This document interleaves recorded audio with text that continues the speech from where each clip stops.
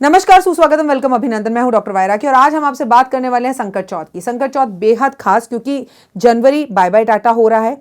साल का सबसे पहला महीना जनवरी होता है, लेकिन उसका आखिरी दिन होता है 31 जनवरी। अब 31 जनवरी को संकट चौथ है। संकट चौथ गणेश जी की पूजा होती है। महिलाएं इसका बहुत इंतजार करती हैं, बहुत खास होता है। लेकिन सबसे पहले हम हमेशा की तरह करेंगे बिलीव इन कर्मा।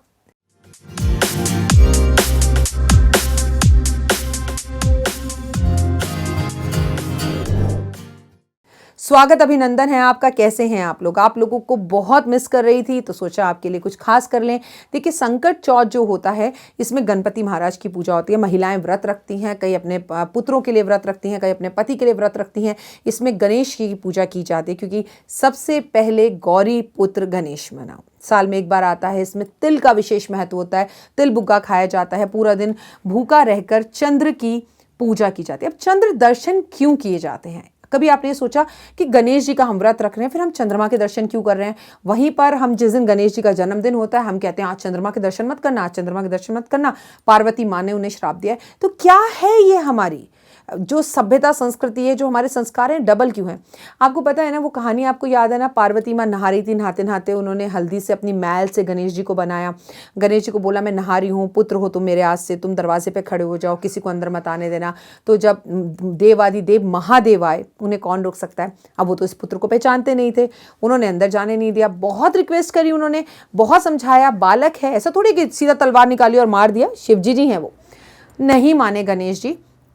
तो देवादिदेव ने उनका सर काट दिया। अब जब उनका सर कटा तो वो कहाँ गया? कभी किसी ने इस बारे में सोचा? वो चंद्र देवता ने अपने पास संभाल कर रख लिया। उसके बाद आपको पता ही आगे की कहानी कि हाथी का सर लाकर उनका धड़ पर रख दिया गया, जिससे जब भी हम गणेश जी को देखते हैं तो वो हमें हाथी जैसे लगते हैं, और इसलिए हम गणेश जी की जब पूजा करते हैं तो हाथी की भी पूजा साथ कर लेते हैं। तो वो जो धड़ है ना, वो चंद्रदेव के पास है।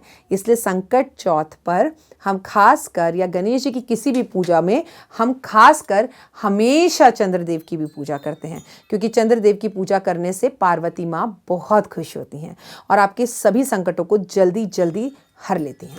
मैं हूं डॉक्टर वायरा की, इस वक्त आपके साथ जुड़ी हूं आपके अपने यूट्यूब चैनल पर। आपका स्वागत, अभिनंदन करती हूं। अगर अभी तक आपने मुझे फेसबुक पेज पर नहीं फॉलो किया तो ज़रूर करें, इंस्टा पर फॉलो करें, 5 मिनट स्टोरीज़ पर फॉलो ज़रूर करें, जहां आपको अलग अलग तरह की कहानियां और बहुत अच्छी बातें मैं आपको बताती हूँ। हम बात कर रहे हैं 31 जनवरी को संकट चौथ की, गणेश जी की पूजा है। आइए इसमें हम क्या करें ये हम आपको बताएंगे। सबसे पहले तो इसमें गणेश जी की पूजा की जाती है। आपको ब्रह्म मुहूर्त में उठना है, उठकर अपने हाथ में गंगा जल लेना है कि भगवान मैं ये व्रत रख रही हूँ। और अगर आप ये व्रत पहली बार रखनी है तो ये संकल्प लीजिए कि मैं ये व्रत रख रही हूँ और ये मैं पूरे 12 महीने रखूँगी व्रत, पूरे साल के व्रत रखूँगी। या फिर आप ये कहिए कि हर साल में जो एक बार संकट चौथ आता है उसके व्रत रखूँगी। संकट चौथ कहा जाता है, संकट हरण होते हैं अगर आज के दिन गणेश जी की पूजा की जाती है। भगवान के मस्तक पर केसर का तिलक लगाया जाता है और आज के दिन भविष्य पुराण के अनुसार कृष्ण पक्ष की चतुर्थी पर अगर ये व्रत रखा जाए तो आपके जीवन के जितने भी संकट होते हैं वो दूर होते हैं।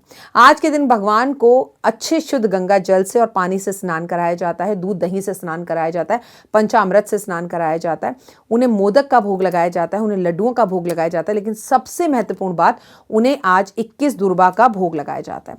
तिल का आजकल विशेष महत्व होता है। कहते हैं जो महिलाएं ये व्रत रखती हैं वो पानी में काले तिल डालकर आज के दिन स्नान करती हैं और नहा धोकर भगवान को एक खूबसूरत सी लकड़ी की चौकी पर बिठाती हैं, पीला कपड़ा बिछाकर भगवान पर पीले फूल अर्पण करती हैं, केसर का तिलक लगाती हैं, 21 दुर्बा उन पर अर्पण करती हैं और उनके आगे अपने बच्चे की लंबी उम्र के लिए प्रार्थना करती हैं। उनसे मन्नत मांगती हैं कि उनका जीवन अच्छा हो, उनके बच्चे की लंबी उम्र हो। रोली मोली, कपूर, लौंग, इलायची, सुपारी, पान, बीड़ा सब उन्हें अर्पण किया जाता है। भगवान के आगे घी का दिया जलाया जाता है। भगवान का से अपने अच्छे भविष्य की कामना की जाती है। ज़रूरी नहीं है कि हर बार हमें कुछ चाहिए इसके लिए हम करें। कभी कभी कुछ व्रत, कुछ पूजाएं, कुछ आराधनाएं, कुछ अर्चनाएं हमें भगवान को थैंक यू बोलने के लिए भी करने चाहिए। और आपको एक मज़े की बात बताऊं, अगर आप पता नहीं क्यों लेकिन ना नाखून में बहुत इस दर्द हो रहा है, इसीलिए मैं आपको लग भी रहा होगा कि मैं पता नहीं क्यों बार बार उंगली छेड़ रही है, सॉरी, वो ठीक हो जाएगा अभी। तो आपको मैं बता दूं कि कभी कभी हमें भगवान का धन्यवाद करने के लिए भी कुछ व्रत और पूजाएं करनी चाहिए। ये दे दो, वो दे दो, वो दे दो। कभी आपने सोचा आपने भगवान के लिए क्या किया? तो अगर अभी तक आपने कुछ नहीं किया, आप ये व्रत कभी नहीं रखती, आपके यहाँ नहीं रखा जाता, आपकी सासू माँ ने नहीं रखवाया, तो इस बार भगवान को थैंक यू बोलने के लिए ये व्रत ज़रूर रखें आप। भगवान के नाम ज़रूर जपें आप। दुर्वा की माला अगर भगवान को अर्पण करें, अपने हाथ से घास तोड़ तोड़ कर लाएं, उसकी माला बनाकर भगवान को अर्पण करें। तिल के लड्डू बनाएं या बने बनाए भगवान को भोग लगाएं और भगवान के सामने ओम पशुपताय नमः बोलकर एक सुपारी ले, सुपारी को गर्म घी के अंदर पूरा गीला कर लें, उस पर हनुमान जी वाला सिंदूर लगाएं और ओम पशुपताय नमः बोलकर भगवान के सामने रखें। इससे भगवान बेहद जल्दी खुश होते हैं। हाथी को आज के दिन केले ज़रूर खिलाने चाहिए। अब ये तो शहर में पॉसिबल नहीं है, अगर आपके घर के आसपास पॉसिबल है तो ज़रूर करें। आज गणेश अथर्व का पाठ करें, कम से कम एक माला ओम गण गणपते नमः की ज़रूर करें। चंद्रमा के सामने बैठकर आज चंद्रमा को अर्घ दें, थोड़ी देर बैठें, चंद्रमा को तिल के लड्डुओं का भोग भी लगाएं, इसी तरह से अर्घ दे दें, चंद्रमा को प्रणाम करें और अपनी जगह पर खड़े खड़े 3 बार चंद्रमा की परिक्रमा भी ज़रूर करें। ऐसा करने से भी भगवान बेहद ज़्यादा खुश होते हैं। मैं हूँ डॉक्टर वाई राखी और इस वक्त आप अपना और मेरा दोनों का यूट्यूब चैनल देख रहे हैं। आपको पता है हम बात कर रहे हैं बहुत खास त्यौहार की, और वो है 21 जनवरी को संकट चौथ, जिस दिन हम गणपति महाराज की पूजा करते हैं। आइए आपको जल्दी से बताती हूँ कि अगर आपके पास विभिन्न तरह के संकट हैं तो किन किन संकटों में गणपति आपको कैसे बचा सकते हैं। सबसे पहले तो गणेश जी के सामने 4 मुखी मिट्टी का दिया जलाएं, जिसमें रुई की बत्ती नहीं, लाल रंग के धागे की बत्ती अर्पण करें और गणेश जी के सामने बैठकर आंखें बंद कर कर ओम गण गणपते नमः, ओम गण गणपते नमः, ओम गण गणपते नमः, ओम श्री गणेशाय नमः, ओम श्री गणेशाय नमः का जाप करें। उसके बाद अगर आपके ऊपर आर्थिक संकट है तो गणेश जी के ऊपर सिंदूर अर्पण करें। अगर आपके ऊपर विद्या और सरकारी नौकरी या नौकरी का संकट है तो उनके ऊपर हरी हरी घास यानी कि दूर्वा अर्पण करें। अगर आपके ऊपर धन की प्रॉब्लम है, पैसे की प्रॉब्लम है, मान सम्मान प्रतिष्ठा की प्रॉब्लम है और आपको इज्जत भी चाहिए, पैसा भी चाहिए, नाम शोहरत भी चाहिए और कोर्ट कचहरी के केसों से बचना है, इस सब में पैसा लगता है ना, तो आप उनके सामने 21 लड्डुओं का भोग लगाएं। 10 लड्डू आप खा लें और 11 लड्डू आप गरीबों में बांट दें। लेकिन आज एक विशेष काम करना है संकट चौथ वाले दिन। आज सुबह उठकर अपने घर के पुरुषों से कहें कि द्वार गणेश, जो गणेश बाहर अंदर हैं, उन द्वार गणेश की आप पूजा ज़रूर करें, उन्हें सिंदूर अर्पण करें, उन्हें दुर्वा चढ़ाएं, उन्हें अगरबत्ती धूप दिखाएं, क्योंकि जो आपके द्वार की रक्षा कर रहे हैं उन्हें कम से कम महीने में एक बार तो ज़रूर पूछिए। देखिए प्रैक्टिकली ना दीवार ऊपर होती है, भगवान ऊपर होते हैं, महिलाओं के लिए थोड़ा मुश्किल होता है। अगर किसी कारण आपके घर के पति बच्चे ये सब बातें नहीं मानते या उन्हें ये बातें बेकार लगती हैं तो आप चुपचाप से ये पूजा खुद भी कर सकती हैं, लेकिन आज द्वार गणेश को ज़रूर मनाएं। आज मंदिर में गणेश जी की मूर्ति है तो उसमें कपड़े ज़रूर बदलवाएं। आज मंदिर में छोटा सा भंडारा कराएं। आज छोटे छोटे बच्चों को गणेश का रूप समझकर चॉकलेट टॉफियाँ ज़रूर बांटें। अगर आप गृह कलेश से बहुत ज़्यादा परेशान हैं तो आज आप भगवान पर धनिया चढ़ाएं, साबुत धनिया।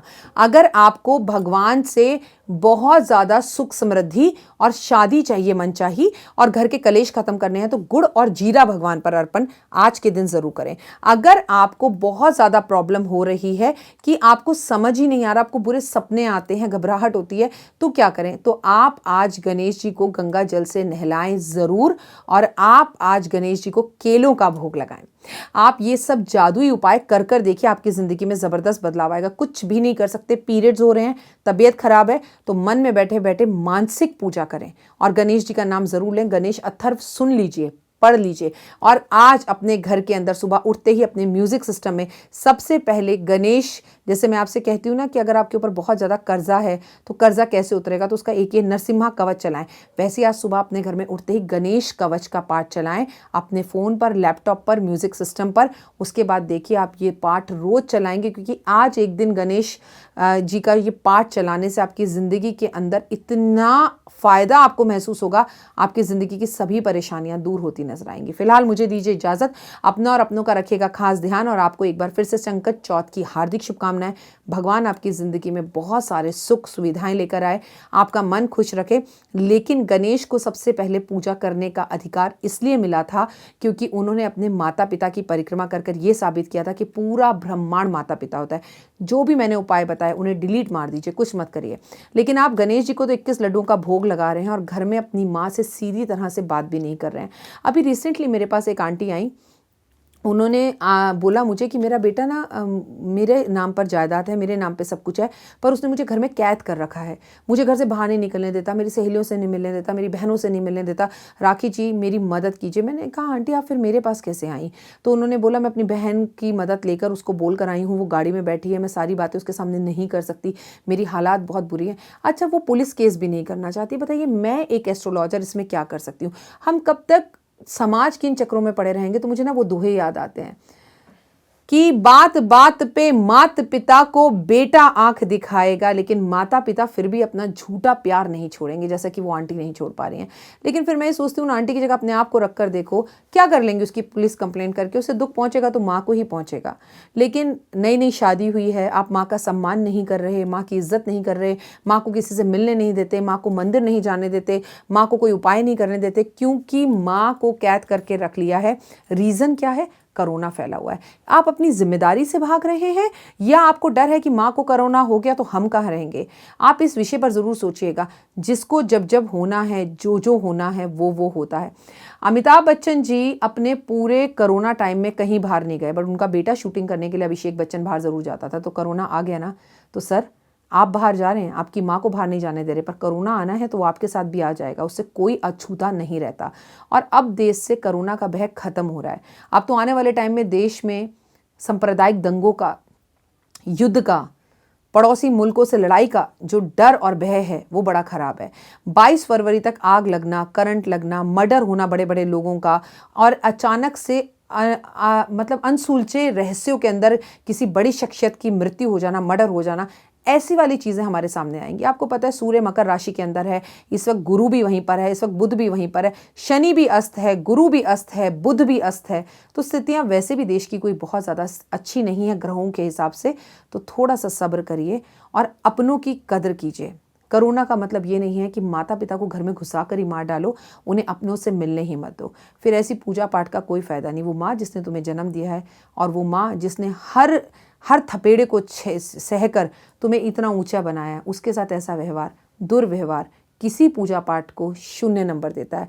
अगर ज़िंदगी में ये चाहिए ना, ये 0, वाव बहुत अच्छी लग रही हैं आज आप, तो ज़िंदगी के अंदर ये करना भी सीखिए। थंब दिखाना सीखिए, लाइक करना सीखिए, कॉम्प्लीमेंट देने सीखिए, लोगों की तारीफ़ करनी सीखिए, खुद की तारीफ़ करनी सीखिए, घर को साफ़ सुथरा रखना सीखिए, भगवान का शुक्राना शुक्राना शुक्राना करना सीखिए।